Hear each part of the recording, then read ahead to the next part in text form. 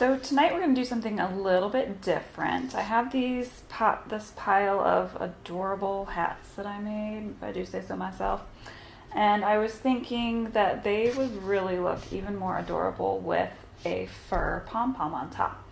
Now, if you've looked online, Etsy, Amazon, the fur pom-poms are $8 to $10. I can't afford to put those on my hats and then resell them. I would have to jack up the price and then no one would buy them. So tonight I am going to do a how-to on making a fur pom-pom. So what you're going to need, scissors, some yarn, or you could use embroidery floss, some sort of circle template. I just use what I've got around, a little paint tray, little roll of tape, anything that makes the size of circle that you want to use. If you want to do a cutout on a piece of paper, that's fine. This just works for me. A needle to go with your yarn or embroidery floss, and obviously some faux fur. I picked mine up at Hobby Lobby, my favorite store. It was about $17 a yard, but then I used my 40% off coupon, so I got it for about $11, less than that, which is much better than paying $8 to $10 for each pom that you buy online. You can make them yourself for so much cheaper. You will also need a marker, and if you wish, you could use some polyfill. I barely use this. I just use the scraps from my faux fur, but you can use polyfill if you want to get it. Once you get all that together, then you are ready to create. Alright, so the first thing that you want to do is actually take your faux fur outside and shake it a lot because it sheds. It's not real, so it's going to shed a lot. Do that first, otherwise you will have fluff all over the place. And then you will want to unfold it, and you're going to work on the back side of it. And you'll take your circle. I'm going to use my smaller one first, and I am really stingy, so I get it as close to the corner as I can. Go ahead and mark it with your marker. Doesn't have to be perfect. This side is not going to be seen at all, so if it's a contrasting color, it doesn't really matter. Then you're going to take your scissors, and what you want to do is make sure to slide the scissors into the fur before you cut. Otherwise you end up cutting across the top and you end up with a lot of loose fur just everywhere. Sorry, I know that was kind of hard to see, but that was the only angle I could get it from. So go ahead and cut your circle out. And this part is probably the messiest part that you'll do, because you're cutting through the fur and it sheds all over the place. This is going to be a pretty small pom-pom, but it's going to be for a newborn hat, so it's okay. Alright, now that you've got it out, go ahead and kind of get off the little bit of excess.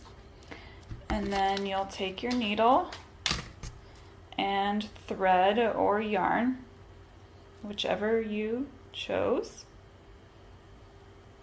And what you'll do is you'll just sew it all around the outside.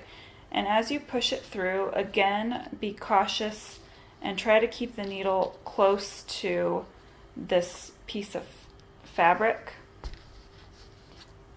just so you're not sewing over the fur. This one is a little bit more difficult to work with than my other one. So leave a bit of a tail, and this part, it doesn't have to be perfect. I am not the best sewer, and a little bit sharper of a needle might have been a better choice for this, but this works. It's what I have, so it's what I use. And you will just sew all the way around the outside. Okay, so now that you have sewn all the way around your little circle, you're going to pull tight and leave just a little bit of space because you want to stuff the inside. Now what I do, I don't like to waste anything, so I actually take my scraps and I put them in there. That's good.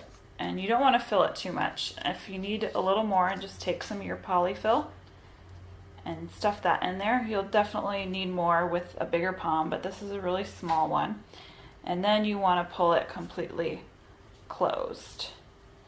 And then what I do is I actually sew across.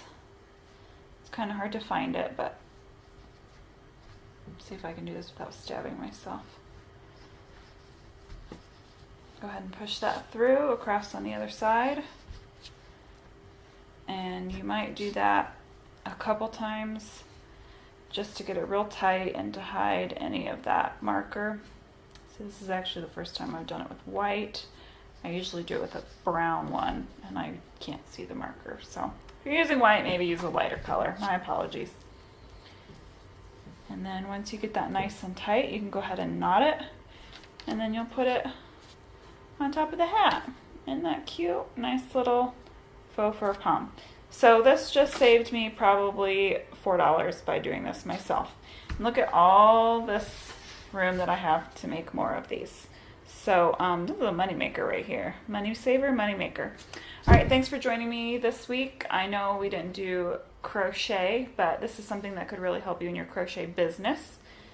And I will see you next week with hopefully a crochet pattern that I've been working on.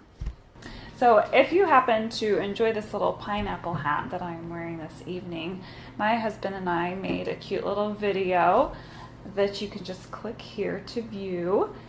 And yeah, you'll have fun with that. I hope to see you guys next week for my next how-to. Good night.